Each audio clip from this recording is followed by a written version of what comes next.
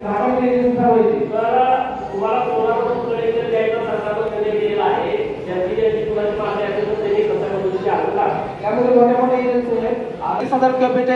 Quotation बनणार आहे त्यामध्ये तुम्हाला पंप देणार आहे, त्यामुळे तुम्हाला सेपरेट त्याची काही त्यासाठी खर्च करायची गरज नाही. त्यामुळे तुम्ही सोलार कसं तुम्हाला दिवसा लाईट भेटेल आणि रात्री तुमचा ताप असेल, त्यामुळे तुम्ही सोलारचा जास्तीत जास्त उपयोग करून घ्या. 2024 एप्रिलला सोलार पंपसाठी 5 एप्रिलसाठी 2024ला एप्रिलमध्ये जर पेमेंट केले सर, तेव्हा त्या रूल्सनुसार पेमेंट केल्यानंतर 2 महिन्याच्या आतमध्ये पंप असणं अपेक्षित होतं सर. आता 13 महिने होऊन गेलं सर. MEC ऑफिस यांच्याकडे आम्ही सांगलीला कमीत कमी 3 ते 4 वेळा फॉलोअप घेतल्यानंतर त्यांनी एक एजंटचा नंबर दिला, पंढरपूरचा एजंट. तो 15-20 दिवस सांगितलं की आज बसवतो उद्या बसवतो. आता तो म्हणतो हे आमच्याकडे येत नाही. कोण आहे त्याला फोन लावा. जास्त वारंवार करायचं करू टाका ना, दुसऱ्या त्याला जोडून द्या. हो, किती दिवसात द्याल सोनार त्याला? आता ह्यांचा आज छाननी करतो, चौकशी करतो. हो, तुम्ही त्याला भेटा. शौचालय शाळा शेळी नसती संक शौचालय किती ते किती शाळा आहे? शौचालय आणि कंपाऊंड कसं आहे?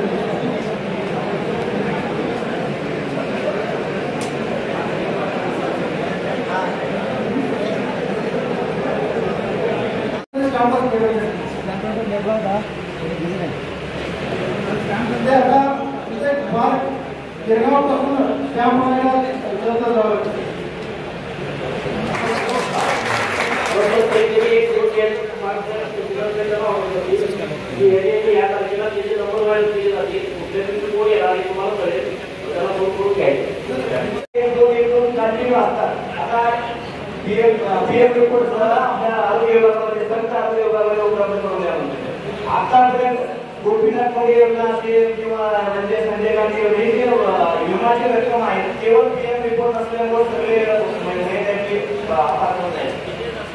असे भरपूर आहे. गेल्या 3 महिन्यामध्ये माझ्याकडे योगदान सरकारने 10 मुलं आले. कोणी आत्महत्या केली,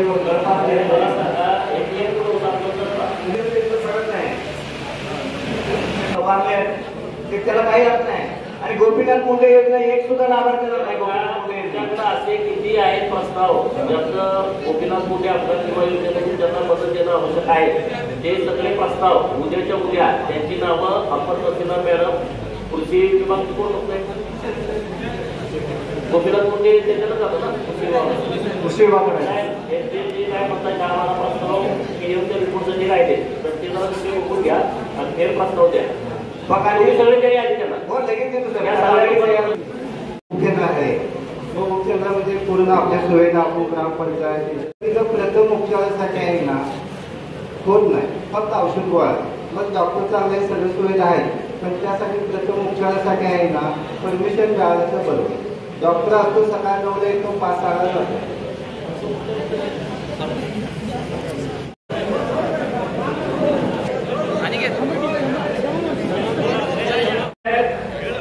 संघ अप्पर तहसीलदार येथे पुरवठा विभागाची जी तुमची कामं आहेत रेशन कार्डच्या बाबतीमध्ये, धान्याच्या बाबतीमध्ये, तर तुम्हाला जर काय यावं लागतंय तर दर शुक्रवारी हे पुरवठा विभागाचे अधिकारी संघच्या अप्पर तहसील कार्यालयात येतील. हे तुम्हाला इथंच भेटतील. तुमची काही कामं असतील ती इथं करून घ्या. जोशी साहेब आहेत ते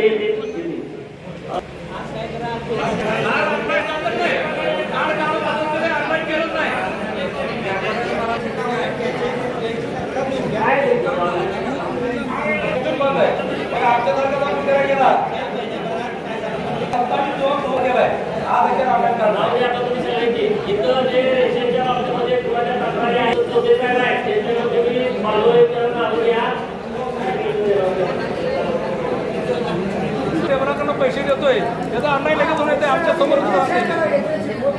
काय करायचं आमच्या समोर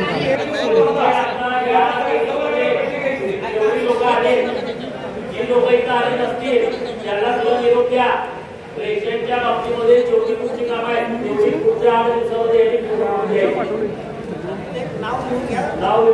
सगळ्या लोकांचं नाव द्या. नाव घालायचं पाहिजे साहेब. तुझं फार झालं तर तुम्हाला सांगतो, उद्या या परवा या, उद्या या परवा या, असं होतं ते.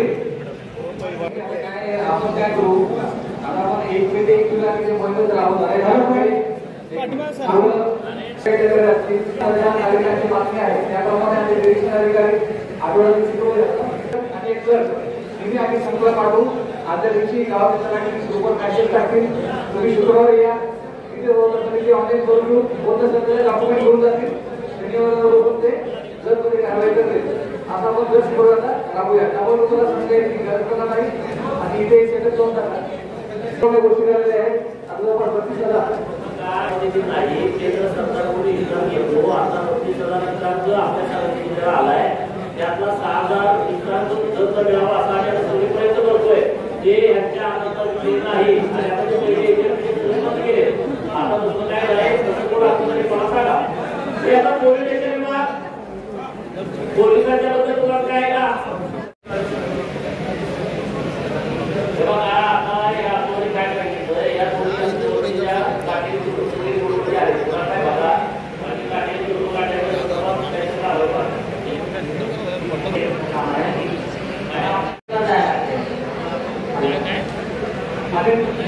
गाडी वगैरे ठरलं संघटनाचा कार्यक्रम आहे. उंचीला जाणार उंचीला जाण्यानंतर 2 ते 3 तास लागते. आता कोविडेशन आपल्याला करायचं आहे. आता तुम्ही आपण इथं वर काढायचं कोविडेशन करावं ही आपली मागणी आहे. भेटलोय तर आपण लवकरात लवकर जर काही कोविडेशन करतोय कोविडेशन झाल्यानंतर ते होईल व्यावहारिक प्रश्न मला बरोबर. त्यामध्ये कसं झालं आम्ही 2008 आंदोलन केलं होतं.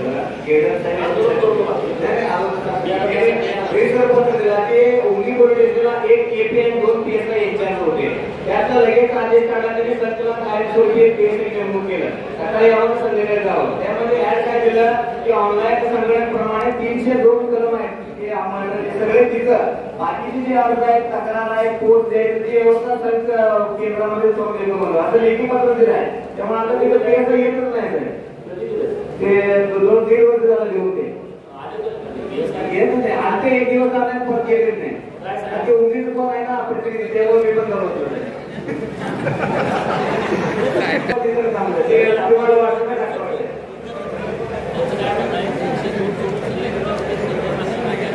आदेश पण केलाय तुम्हाला हे पत्रांनी जर तुम्हाला येऊन भेटतो मी आणि लय अडचण आहे सर ह्या क्षेत्रामध्ये 20 कोटी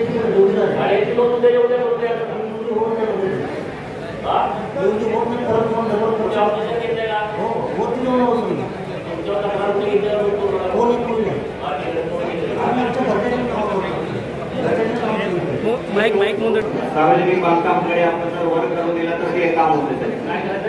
सार्वजनिक बांधकामकडे रस्ता करण्याचं वर्गीकरण करायचं ते आपल्याकडे अर्ज दिला होता.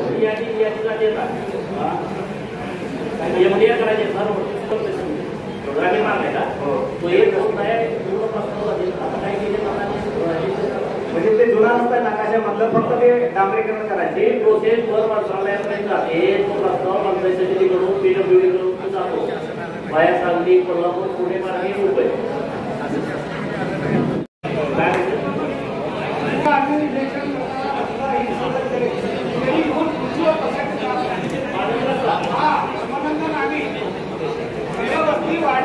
अपेक्षित आहेत सिमेंटचे रस्ते करायचे त्या सर्वांनी ग्रामपंचायतला सांगून रोजगार हमीमधून तुम्ही प्रस्ताव द्या. पंचायत समिती 10 लाख BDO साहेब तुम्हाला मंजुरी करून देतील आणि तुम्ही ते रस्ते व्यवस्थित गावात मारामाऱ्या गोंधळ न करता तक्रारी न करता करायचे. किती जणांना आवडायचे तुम्ही जी योजना आणलेली आहे हे बघा एका शेतकऱ्याला 2 हेक्टर 7 लाख रुपये देतो. आता आपण 5 लाख देतो बरोबर. तर एकाच्या नावावर 10 एकर असते तर तुम्ही घरच्याच्या नावावर करून घ्या. बायकोवर तुमचा विश्वास असेल तर त्यांच्या नावावर करून घ्या. लक्ष्मी मुक्ती योजना आहे आपल्याकडं. तहसीलदारचा आहे अपर तहसीलदार ते लगेच तुमच्या नावावरती करून देते. तुमच्या नावावरती 2 हेक्टर सौभाग्यवतीच्या नावावर 2 हेक्टर आई वडील असतील त्यांच्या नावावर तुम्ही पण करा. तुम्हाला किमान 7 लाख रुपये त्यांच्या वर्ष निर्णय होईल. आता 5 लाख रुपये तुम्हाला हेक्टरी मिळत आहे. तर आता आपले तुकाराम महाराज म्हणतात 16च्या 16 एकर आम्ही बांबू लागवड करतो. मी करतो ते करतो त्याबद्दल जनजागृती बोर्ड आपण या ठिकाणी पुन्हा एकदा बांबू लागवडीसाठी आपण लढ घ्या आणि त्या पद्धतीने शेतकऱ्यांना त्या पद्धतीने मार्गदर्शन करू. दुसरी गोष्ट अशी की माडगाव पासून कुठापर्यंत पूर्ण झालेले आता माडगाव पासून ते वसपेट तलाव आणि वसपेट तलाव ते कुठापूर तलाव ही पाईपलाईन पूर्ण झालेली आहे. तर त्या ठिकाणी जर ह्या महिन्यात जर पाणी सोडलं तर आसंगी असेल गोंधळेवाडी असेल संघपर्यंत पूर्ण झाले बऱ्यापैकी पूर्ण झालेले नाही तुम्ही गोष्टीला मंत्र पूर्ण झालेलं नाही. माडगावपासून जो वाद पेट्रोल त्यामुळे ते पूर्ण होते. त्या दिवशी सोडलं ज्या दिवशी ती लाईन पूर्ण होईल माडगाव टू गुंडापूर अंकलगी ज्या दिवशी पूर्ण होईल त्या दिवशी पाणी सोडायचं. आणि ते अंकलगीचा शेतकऱ्यांनी काय थांबवलं होतं वाद होते. तर परवा जो मी त्यांना विनंती करून ते मी घेऊन आलोय. आता ते काम सुरू आहे त्यामुळे अजून एक महिनाभर लागेल. धन्यवाद. आणि बांबूजीला बांबू लागवड करणारी कोण राहणार तो काम मी तर हातवर केले आपण आहे ना या ठिकाणी तुमची नाव आम्ही करायला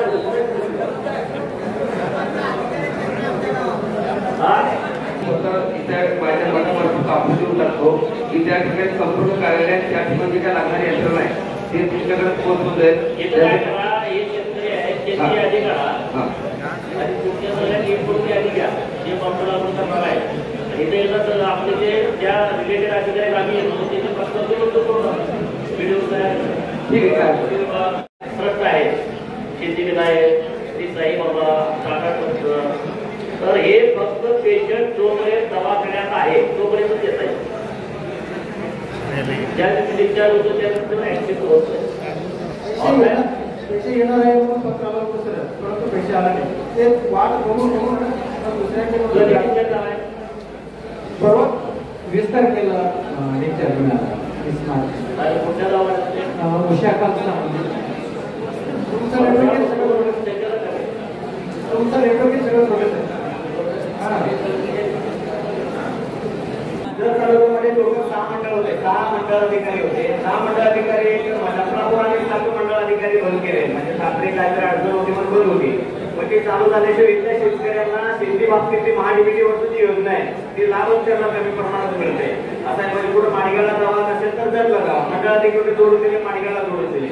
त्यामुळे ती मोठी समस्या आहे. त्या पोलीस स्टेशन बरोबर तितक्या तक्रार कृषी विभागामार्फत आहे.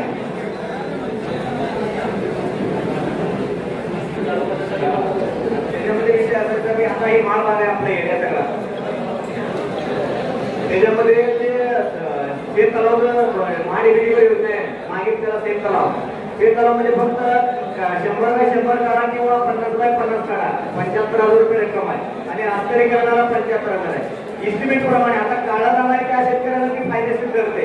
महाड राहणार आहे त्या शेतकऱ्यांना तो काढतच नाही का तर त्याला परवडत नाही. प्लास्टिक लावावं लागते का तर ब्रेकर मशीन लावावं लागते. मग ती योजना भरते फॉर्म करते मंजुरी घेते आणि ज्यावेळेस ते स्थळ पाण्याला येतात त्यावेळेस ते म्हणते की ब्रेकिंग लावावं लागते प्लास्टिक लावते ते सगळं खर्च वाढते तुमच्या एस्टिमेट बसत नाही असं सगळं आहे.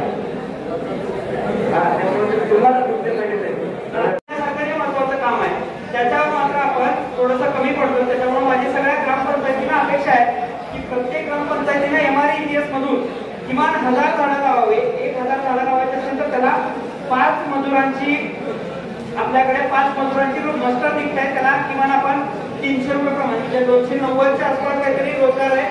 किमान 5 मजुरांना आपण दररोज दिवशी रोजगार देऊ शकतो 3 वर्ष. त्यामुळे त्या ग्रामपंचायतीनं जास्तीत जास्त वृक्ष लागवडीसाठी प्रयत्न करावे आणि साहेबांनी सांगितल्याप्रमाणे आपल्या तालुक्यामध्ये बांबू लागवड जे मोठ्या प्रमाणावर होऊ शकते तर त्या शेतकऱ्यांना आपण सगळ्यांनी हे करावं प्रोत्साहित करायचं आहे. जेवढे जास्तीत जास्त आपलं यावर्षीचं टार्गेट असेल किमान 300 ते 400 हेक्टर बांबू लागवड करायचे. त्यामुळे जेवढे जास्त शेतकरी आपल्या गावातून येतील तेवढे आपण सगळ्यांनी प्रयत्न करायचे आहे. त्याचबरोबरीनं तहसीलदार साहेबांनी सांगितले जिवंत सातबारा मोहीम जी आपली सुरू आहे त्या जिवंत सातबारा मोहिमेचं काम आपलं 1 ते 5 तारखेपर्यंत आपण सावधी वाचन करतोय. परंतु तरी देखील बरेच खातेदार असे असणार आहेत जे मयत आहेत पण अजून पण नाव आहे. अशा सगळ्या खातेदारांची नावं तलाठी कार्यालय ज्या चौथी वर्षांनी सुरू आहे तिथं सुरू नसेल आम्हाला कॉन्टॅक्ट करा, आम्ही त्याच्या तलाठीला सांगू. पण जे जे मयत खातेदार आहेत त्या सगळ्यांची नावं आपल्याला वारसांची नावं त्याची जोडायची आहे, लावायची आहे. आणि शेवटची एक गोष्ट, आपल्या प्रत्येक गावाच्या शेजारी वाड्या वस्ती आहेत. आपल्याकडे पारधी वस्ती आहे, क्रमांक तांडा आहे, गोंधळे वस्ती आहे. या वंचित घटकाचे यांना आपल्याला जातीचे दाखले द्यायचे आहेत आणि जातीचे दाखले देण्यासाठी आमचे सगळे लोक तुमच्या वस्तीवर तांड्यावर परत यायची सगळ्यांची तयारी आहे. फक्त काही जे कागदपत्र आहेत तुमचे, तुमच्या वडिलांचं जे जे काही कागदपत्र आहेत ते फक्त तुमच्या जवळ ठेवा. आम्ही उद्यापासून आमचे तलाठी मंडळाधिकारी तुमच्या सगळ्या तांड्यावर येतील. तिथं सगळी कागदपत्र गोळा करून 8 दिवसाच्या तुम्हाला जातीचा दाखला द्यायची व्यवस्था करू. त्याच्यामुळे जे जे आपले तांडे आहेत, वस्ती आहेत, तिथं भटक्या विमुक्त जमाती आहेत, त्या सगळ्यांना आपण जातीचे दाखले देऊया. घरातल्या प्रत्येक व्यक्तीकडे जातीचा दाखला असला पाहिजे याची काळजी घ्यायची आहे. तर या सगळ्यासाठी आम्हाला प्रशासनाला आपल्या लोकप्रतिनिधीची आणि आपल्या सगळ्या जनतेची सहकार्याची अपेक्षा आहे. हे सगळ्यांनी सहकार्य करावं अशी अपेक्षा व्यक्त करतो आणि धन्यवाद. त्यांच्याकडे काही ना काहीतरी पुरावा आहे. जातीचा 1961 पूर्वीचा राहू द्या, पण विजय अँटीला जर त्याच्याकडे काहीतरी पुरावा 3 वर्ष 3 पिढ्या इतर आहेत असल्याचं काहीतरी असावं, तेवढं जरी असेल तर स्थानिक चौकशीच्या आधारे आम्ही देऊ. या दृष्टिकोनातून आपल्या तालुक्यातील सर्व प्रशासकीय अधिकारी यांना सोबत घेऊन आजपासून 3 दिवस म्हणजे आज 3, उद्या 3 आणि परवा 3 असे 9 जिल्हा परिषद गटामध्ये या बैठकांचं आयोजन केलेलं आहे. आणि तुम्ही सर्वजण खूप चांगल्या संख्येनं या कार्यक्रमासाठी उपस्थित राहिला. तुम्ही काही तुमच्या तक्रारी वैयक्तिक असतील, सार्वजनिक असतील त्या मांडल्या. आमचे प्रांत साहेब, तहसीलदार साहेब, तहसीलदार मॅडम, BDO साहेब, कृषी विभाग, पोलीस विभाग, NSCB सगळ्या खात्याचे प्रमुख यांनी तुमच्या सर्व तक्रारींचं व्यवस्थितपणे ऐकून घेऊन निरसन केलं. त्याबद्दल मी प्रशासनाचं मनापासून आभार व्यक्त करतो. आपण सर्वजण जरा जोरदार टाळ्या वाजवून प्रशासनाचं अभिनंदन करू. त्याच्याबरोबर आपण म्हणूनच साहेब असं करतोय, साहेब कसं करतोय, ते काय आज तशी वेळ नाहीये. त्यामुळं आता जे काही विषय तुम्हाला सांगितलेले आहेत 1 एप्रिल ते 30 एप्रिल प्रशासन वेगवेगळ्या पद्धतीनं लोकांच्या हिताचे कामं करतंय. तर आपण सुद्धा गावात, परिसरात सगळ्या लोकांना या योजनेची माहिती देण्याची आवश्यकता आहे. आता जिवंत दाखला म्हणजे काय? आपल्या आजोबाच्या पंजोबाच्या नावावर जमीन आहे, आपण कधी बघितलीच नाही, आपण आपल्या नावावर करून घेतली नाही, तर तो दाखला जिवंत करायचा आहे. आणि ते सोपं काम आहे. तुम्हाला तुमची काळजी नाही, परंतु शासनाला आणि प्रशासनाला तुमची काळजी आहे. आणि म्हणून तलाठी अण्णासाहेब तुमच्या गावात येणार आहे. तेवढं जर तुम्ही करा, तिथं आनंद आणून द्या, ऍफिडेव्हिट घालून द्या, नाहीतर वारस काढून द्याचा आणि तलाठी अण्णासाहेबांना कामाला लावचा. तसं काय करू नका. तुमचे भाऊ असतील, बहिणी असतील तर ते सगळी माहिती व्यवस्थितपणे द्या. आणि मग तुमचं काहीच अडचण नाही ना. तुम्ही परत म्हणता की आपण गेलं पैसे घेते, त्याने पैसे घेते, असं काय नाही. तुमच्या घरी प्रशासन यायला लागलंय तर तुम्ही त्या योजनेचा फायदा घ्या. प्रांत साहेबांनी जो विषय सांगितला की आपल्या तालुक्यामध्ये झाडांची संख्या खूप कमी आहे. क्षेत्रफळाच्या दृष्टिकोनातून जत तालुका हा राज्यात टॉपचा तालुका आहे. आपल्या जिल्ह्याच्या क्षेत्रफळापैकी 1/3 क्षेत्रफळ नुसतं आपल्या जत तालुक्याचं आहे. परंतु आपण बघितलं सगळं मालरान आहे. तर आपण झाडं लावण्याच्या दृष्टिकोनातून गावचे सरपंच असतील त्याला माझं आव्हान आहे, किमान 1000 झाडं तुम्ही गावात लावा. 5 मजुराचं पगार पैसे सरकार देणार आहे आणि तुम्ही 3 वर्ष ते 3 वर्ष सलग आणि तुम्ही ती झाडं जगवली तर एका झाडाला 1000 रुपये असं 10 लाख रुपयाचा फंड मी विकासासाठी तुमच्या गावात देणार. झाडं दाखवायची, नाहीतर लागूपुरती झाडं लावली, फोटो काढला, झाडं काय असलं काय करू नका. मग झाडं नाही लावली तरी चालतील. म्हणजे बाकीचा फंड रेग्युलर आपण देऊ, परंतु तुम्ही गावात 1000 झाडं लावली का 10 लाख निधी तुमच्या गावात मी देणार तुमच्या गावाच्या विकास कामासाठी. मग तो कुठून पण उपलब्ध करू, काही उपलब्ध करू. तर तुम्ही जास्तीत जास्त तशा पद्धतीचे प्रस्ताव द्या आणि झाडं लावून घ्या. झाडांची खूप आवश्यकता आहे, खूप गरज आहे. आणि आता आपल्याला पाणी येणार आहे. पैशाच्या बाबतीमध्ये तुमच्या मनात काही प्रश्न असतील, तुम्ही त्या विषयावरती बोलला नाही, तर आपलं म्हैसाळच्या कामाच्या संदर्भात 2 बैठका माननीय जलसंपदा मंत्र्यांच्या सोबत झाल्या. 2 बैठका प्रांत अधिकारी साहेबांच्या उपस्थितीत, तहसीलदार साहेबांच्या उपस्थितीत, जलसंपदा खात्याचे सगळे अधिकारी आणि आपल्या तालुक्यातले प्रमुख सरपंच वगैरे यांच्या उपस्थित पण झाल्या. काल पण बैठक झाली. तर विस्तारित म्हैसाळ योजनेचं काम अत्यंत जोरात सुरू आहे. 2 लाईन आपण टाकतोय देवनाळपर्यंत. आज सकाळीच मी अधिकाऱ्यांची बैठक घेऊनच मी इकडे आलोय. आपल्याला 3ऱ्या लाईनची सुद्धा आपण मागणी करतोय, कारण काल आम्ही बैठक घेतल्याच्या नंतर आमच्या लक्षात आलं जो डिस्चार्ज मिळतोय वरून त्यातून आपलं जे क्षेत्र आहे ते ओलिता खाली येऊ शकत नाही. आता तर हे 250च डिस्चार्ज आहे. आपण तिकडं 300 म्हणत होतो, 400 देतोय, तरी तिकडं प्रश्न निर्माण होतोय. आणि ह्या म्हैसाळच्या विस्तारित योजनेच्या क्षेत्रफळात 1,00,000 हेक्टर जमीन येणार आहे ओलिता खाली. आणि म्हणून आता आम्ही दुसरं मागणी सरकारकडे करतोय. 2 लाईन तुम्ही टाकलेले आहेत, आताच तुम्ही पॅरलल 3री लाईन टाका, की जेणेकरून परत आम्हाला संघर्ष करावा लागणार नाही. याच्यासोबतच ते काम होईल आणि आमच्या सगळ्या तालुक्यातल्या लोकांना पाणी मिळेल. तर मी आता इथला दौरा झाल्याच्या नंतर माननीय देवाभाऊंच्याकडं आणि जलसंपदा खात्याचे मंत्री महोदयांच्याकडे जाणार आहे, की याबरोबर 500 कोटी रुपये एक्स्ट्रा लागतील, तर ते तुम्ही एकदाच द्या, म्हणजे आमचा कायमचा प्रश्न मिटून जातोय. तर आमचं बारीक लक्ष या सगळ्या विषयाकडे आम्ही व्यवस्थितपणे म्हैसाळ योजनेचं काम लवकरात लवकर व्हावं आणि आपला आता टँकरची मागणी लोकांची, हा टँकर मागणीचा शेवटचा दुष्काळ ठरावा अशा पद्धतीचं काम आपल्याला करायचं आहे. पुढच्या वेळेस आपल्याला टँकर नाही, पाणी नाही असं काहीच राहता कामा नाही. त्याच्यासाठी सरकार आपल्या बरोबर ठामपणे उभा आहे. आपले अधिकारी खूप चांगल्या पद्धतीने काम करतायत. अधिकारी आता बदललेले आहेत, चांगले अधिकारी आपल्याला मिळालेले आहेत. एखाद्या दुसऱ्या ठिकाणी काय अडचण असेल आपण दुरुस्त करू, पण एका दिवसात सगळं परिवर्तन होणं शक्य नाही. अधिकाऱ्यांना आपण व्यवस्थितपणे सहकार्य करण्याची आवश्यकता आहे, कारण जर म्हटलं का लोक यायला तयार होत नाही. आता बघितलं इथं कुंभारने विषय मांडला की MBBS चा डॉक्टर नाही.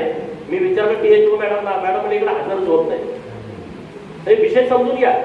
अडचणी वेगवेगळ्या पद्धतीच्या आहेत आणि आपल्याला तशा पद्धतीनं पुढे जायचं आहे. आता 2 परमनंट डॉक्टरांच्या ऑर्डर काढल्या सरकारनं, ते इकडे आलेच नाही. आता त्याच्यासाठी आता मी मंत्री महोदयांना भेटेन की जत तालुक्यासाठी MBBS डॉक्टर देण्याच्या संदर्भात तुम्ही काहीतरी वेगळा निर्णय घ्या आणि तो सक्तीचा निर्णय घ्या की ज्याची ऑर्डर काढायला त्याला इकडे येऊन हजरच राहिलं पाहिजे, तरच आपल्या डॉक्टर येईल, नाही तर डॉक्टर येणार नाही. तर असे अनेक विषय आहेत. परत दुसरा विषय आला, इथं प्राथमिक आरोग्य केंद्र पूर्वी 1 नंबरला होतं. तर THO मॅडम, मी आरोग्य मंत्री महोदयांना मागच्या आठवड्यात भेटलोय. 50 खाटाचं ग्रामीण रुग्णालय संकला करावं अशी मागणी मी त्यांच्याकडे केलेली आहे आणि तशा पद्धतीचा प्रस्ताव तुम्ही करून द्या. जर आराखड्यात बसत असेल तर आपण करूच, आराखड्यात बसत नसेल तरी विशेष बाब म्हणून आपण इकडं संकला 50 खाटाचं ग्रामीण रुग्णालय व ट्रॉमा केअर सेंटर हे आपण मागणी केलेली आहे. बॉर्डरवरचं गाव आहे, जिल्ह्यापासून खूप लांबचं गाव आहे. तर आरोग्याच्या सगळ्या चांगल्या अद्ययावत सुविधा या इथं होतील असा आपण प्रयत्न करतोय. दुसरं पोलीस स्टेशन इथं झालं पाहिजे. उंदीला 1 पोलीस स्टेशन आहे, संगला 1 पोलीस स्टेशन झालं पाहिजे, कारण गोंधळेवाडीमुळे आता ते करणं गरजेचं झालंय. त्यामुळं आता ते तुम्हाला माझी विनंती आहे, जर पोलीस स्टेशन कमी करायचं असेल तर गोंधळेवाडीचा वाद पहिला मिटला पाहिजे. प्रांत साहेब तुमच्याकडे येणार आहेत, बाकी कुठं वाद नाही. तुम्हाला हात जोडून विनंती आहे, आता जेव्हा अधिकारी तुमच्याकडे येतील तेव्हा तुम्ही तिथं कसल्याही परिस्थितीमध्ये तो वाद मिटवा. काही वाद गावात ठेवू नका. आणि तुम्ही वाद मिटवल्यानंतर माझ्याकडे या. गोंधळेवाडीसाठी बक्षीस म्हणून वाद मिटवला म्हणून तुम्ही मागाल ते विकास निधी, हा गोंधळेवाडीला आम्ही देणार. एक पण वाद तिथं नको. कारण 8 जर ग्रामसेवक कुठं बदलून जात नाही, पण 8 वेळा जर जात असतील तर ते आपल्यासाठी चांगलं नाहीये. त्याची काळजी आपण सगळ्यांनी घेण्याची आवश्यकता आहे. बाकीचे जे विषय संघचे सांगितले तुम्ही की आता अपर तहसील कार्यालयाची इमारत असेल, नवीन तुम्हाला इथं रजिस्ट्रार ऑफिसची मागणी आहे. नंतर आता आपण तहसीलदार साहेबांनी चांगला निर्णय घेतला की पुरवठा अधिकारी शुक्रवारी तर इथं येऊन तुमच्याकडे बसतात. असे चांगले निर्णय होत आहेत. तुम्ही काही काळजी करू नका. स्टॅम्प वेटर तुमच्याकडे 1 दिवस आठवड्यातला त्याची ड्युटी लावून देतात, ते इथं येऊन बसणार आहेत. संत तालुका लवकर जाहीर करा साहेब. सगळं आपल्या व्हिडिओ साहेबांनी तुम्हाला आवाहन केलेलं आहे. तिथं आता 5 एकराच्या आतले कोण शेतकरी आहेत? वीर आहे का तुम्हाला? आता 5 एकराच्या आतले आहेत पण वीर नाही, असे कोण आहेत? तुम्हाला माझी विनंती आहे, तुम्ही येत्या 4 दिवसामध्ये तुम्ही स्वतः अर्ज द्या. विहिरीसाठी आणि शेजार बाजाराचे पै पावण्याचे 4-5 अर्ज द्या. 5 लाख मिळू दे. 5 लाख कुठं मिळतील गरीब माणसाला? आता साहेब एकदम फास्ट आहेत, तुम्ही आल्यानंतर लगेच तयार करून देते. 2000 विहिरी द्यायचे आहेत आपल्याला एप्रिलमध्ये. आता फक्त 700 प्रस्ताव आहेत, अजून 1400 प्रस्ताव तुम्ही आणा. अगोदर मला तुम्ही विहीर मिळत नाही अगोदर द्यायला तर तुम्ही येत नाही, तर करणार काय सांगा? हा, एकाला जर 5 लाख मिळाले, 2000 विहिरी झाल्या तर 100 कोटी रुपये झाले ना. 100 कोटी रुपये कुठं मिळणार आहेत? कन्नड मध्ये जागृती करायला लागते साहेब. वैयक्तिक लाभाच्या योजना आपल्याला आपल्या सगळ्या प्रशासनाचं शासनाचं म्हणणं काय, प्रत्येक माणूस लखपती झाला पाहिजे. लखपती करायला म्हणजे हेच ना, एक विहीर दिली म्हणजे 5 लाख लखपती झाला. तो गोटा दिला, शेतामध्ये फळ लागवडीसाठी पैसे दिले, बांबू लागवडीसाठी पैसे दिले, काय ना काय तुम्हाला घरकुल दिलं, काय ना काय तुम्हाला द्यायचं आहे सरकारची योजना. त्यामुळं आपल्या इथं राहणारा प्रत्येक नागरिक हा केंद्र सरकार किंवा राज्य सरकारचा लाभार्थी असलाच पाहिजे. त्यासाठी आपण सगळ्यांनी काम करावं. आता इथे 2-4 सोड मला खूप ऍक्टिव्ह वाटली. त्यांना माझी विनंती आहे, तुम्ही जरा फिरा, तुम्ही त्या लोकांना सांगा, समजावून सांगा. जी गरीब लोक आहेत तलाठी अण्णासाहेबांकडे जाऊन ते उतारा चाळा. तुम्हीच 5 एकराचे कुठले कुठले शेतकरी आहेत, मला विनंती करायची तुम्हाला, पण 5 एकराच्या आतल्या शेतकऱ्यांची यादी तुम्ही आम्हाला द्या. आम्ही प्रत्येक गावामध्ये ती यादी लावतो. त्या शेतकऱ्याला पण कळल की मला विहीर मंजूर होऊ शकते, त्याला पण माहित असतं कुठं जायचं काय करायचं. तर आम्हाला यादी द्या, आम्ही त्या गावाच्या प्रमुख लोकांना सांगू की हे 5 एकराच्या आतले शेतकरी आहेत, त्यांना आपल्याला विहीर मंजूर करून द्यायचे आहे आणि त्या सगळ्या लोकांना आपण त्याचा लाभ द्यायचा आहे. तर अशा पद्धतीचं आपण काम करूया. प्रशासन आता खूप ऍक्टिव्हपणे काम करत आहे. तुमच्या कोणाच्या काय तक्रारी असल्या, काही अडचणी असल्या तर नक्की तुम्ही सगळ्या अधिकाऱ्यांना भेटा, त्यांच्याशी बोला आणि त्यांच्याकडून कामं करून घ्या. त्यातून काम तुमचं नाही झालं तर मला एक मेसेज टाका, मी तुमचं काम करायलाच आहे ना, कारण तुम्ही मला एवढ्या सहकार्य केलेलं आहे. तर माझी जबाबदारी आहे की जर तालुक्यामध्ये मोठं परिवर्तन होणं आवश्यक आहे आणि त्या दृष्टिकोनातून अख्खं शासन आणि प्रशासन हे जर तालुक्याच्या लोकांच्या बाजूने ठामपणे उभा आहे. त्यामुळे तुम्ही अजिबात चिंता करू नका, अजिबात काळजी करू नका. घरकुलचा एक मोठा विषय आहे. 7,000च्या वर घरकुल मंजूर आहे.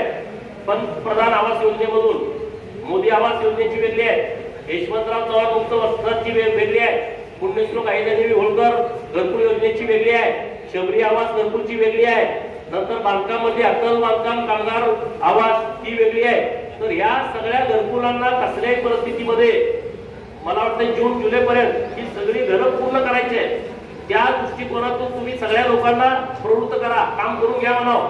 आणि प्रांतांच्या वाळूच्या बाबतीमध्ये तात्काळ महसूल मंत्री महोदयांशी पण मी बोलतो की जे धोरण आलं तुम्हाला 5 वाळू देण्याचं पण सरकारनं चांगला निर्णय केलाय. पूर्वी फक्त 1,58,000 रुपये मिळत होते घर बांधण्यासाठी, 1,20,000 रुपये घरकुलाचे, 26,000 रुपये रोजगार हमीतून, 12,000 रुपये तुमचे शौचालयासाठी. आता माननीय राज्याचे लोकप्रिय मुख्यमंत्री देवाभाऊनी घरकुलांच्या बाबतीमध्ये 50,000 रुपये आपल्या सरकारनं द्यायचं ठरवलंय. 50,000 रुपये त्यामध्ये वाढ, म्हणजे 2,08,000 झाले. तुमच्या घरावरती ज्यांना घरकुल मिळाले त्यांच्या घरावरती सोलर पॅनल, म्हणजे आयुष्यभर त्यांना वीज बिल येणार नाही. आणि दुसरं 5 वाळू तुम्हाला परमिट द्यायचं, मोफत द्यायची. म्हणजे आता त्या वाळूचे पैसे किती घेतात? एक ट्रॅक्टर कितीला आहे? 4,000-5,000, म्हणजे 5 मध्ये ते 25,000 झाले. तर गरिबाची काळजी करणारं सरकार आहे आणि त्यामुळं अशी जेवढी लोक आहेत त्या सगळ्या लोकांची घरं पूर्ण होण्याच्या दृष्टिकोनातून BDO साहेबांना सहकार्य करा. ज्या लोकांना जागा नाही, सरपंच साहेबांना माझी विनंती आहे, गावात जर सरकारची जमीन असेल तर ती सरकार जमिनीतला 1 गुंठा ना, कारण किती प्रमाण 1 गुंठा त्याचा प्रस्ताव तुम्ही पाठवा. जागा कुणाची आहे बघा, डॉक्टरांची जागा, महाराष्ट्राची जागा, गायरांची जागा, तशा पद्धतीने प्रस्ताव द्या. इथं जर तुम्हाला सरकारी जमीन द्यायची नसेल तर दीनदयाळ उपाध्याय यांच्या नावानं आपण 1 लाख रुपये जागा घेण्यासाठी देतोय, तो प्रस्ताव तुम्ही तात्काळ द्या. घराला जागा नाही म्हणून घरकुल झालं नाही असा एक पण लाभार्थी आपल्या तालुक्यात राहता कामा नये, याची काळजी आपण सगळ्या अधिकारी आणि आपल्या गावातल्या नेते मंडळीने घेणं आवश्यक आहे. गरिबासाठी आपण काम करू, त्याचा आशीर्वाद आपल्याला लाभेल. एक ज्यांना जर कायमस्वरूपी छत मिळालं तर त्याचा आनंद याच्यापेक्षा दुसरा कुठला आपल्याला मिळू शकत नाही. तर अशा पद्धतीने आपण सगळे काम करूया. आज खूप चांगल्या पद्धतीनं एक बैठक इथं झाली. प्रशासनाचं मी विशेष अभिनंदन करतो. तुम्ही सर्वजण आला.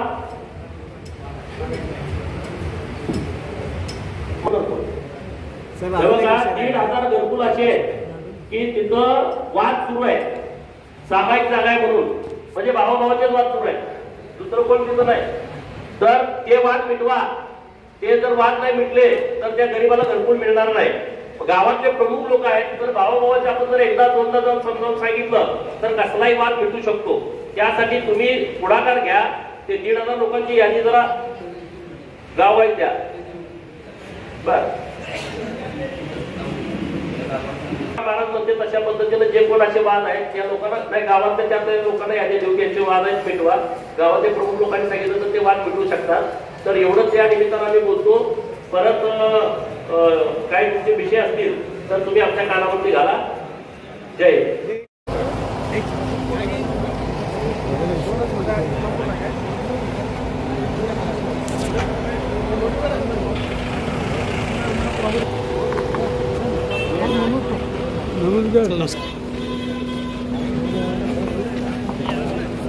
बरोबर अंदर घे म्हणून पाणी काय करायचं